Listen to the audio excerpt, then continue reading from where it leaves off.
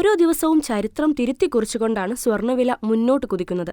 ഇന്നും ചരിത്രത്തിൽ ആദ്യമായി സ്വർണ്ണവില 74,000 കടന്നിരിക്കുകയാണ്. ഒറ്റ ദിവസം കൊണ്ട് പവന് 2,200 രൂപയുടെ വർധനവാണ് ഉണ്ടായിരിക്കുന്നത്.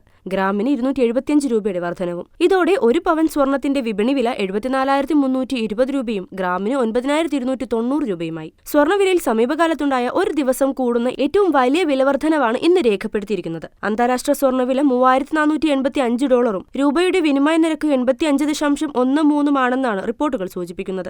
കഴിഞ്ഞ 12 ദിവസം കൊണ്ട് രാജ്യാന്തര സ്വർണ്ണവിലയിൽ $560 വർധനവാണ് ഉണ്ടായിരിക്കുന്നത്. $3,500 മറികടന്ന് മുന്നോട്ട് കുതിക്കുമെന്ന സൂചനകളും പുറത്തുവരുന്നുണ്ട്. ഇന്ന് 1 ഗ്രാം 18 കാരറ്റ് സ്വർണത്തിന്റെ വിപണി വില 7,650 രൂപയാണ്. 1 ഗ്രാം വെള്ളിയുടെ വില 109 രൂപയും. 24 കാരറ്റ് സ്വർണത്തിന് കിലോഗ്രാമിന് ബാങ്ക് നിരക്ക് 1 കോടി രൂപയ്ക്ക് മുകളിൽ എത്തി നിൽക്കുകയാണ്. സ്വർണ്ണവിലയിലെ ഈ കുതിപ്പിന് പ്രധാന കാരണം രാജ്യാന്തര തലത്തിൽ US-ചൈന വ്യാപാര യുദ്ധം ചൂടുപിടിച്ചതാണ്.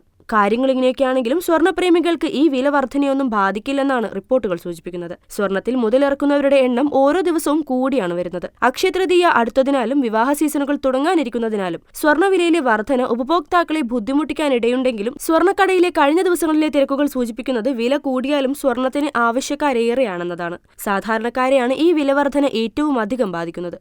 1 ഗ്രാം സ്വർണം വാങ്ങാൻ പണിക്കൂലി അടക്കം 10,000 മുകളിൽ നൽകേണ്ടി വരും.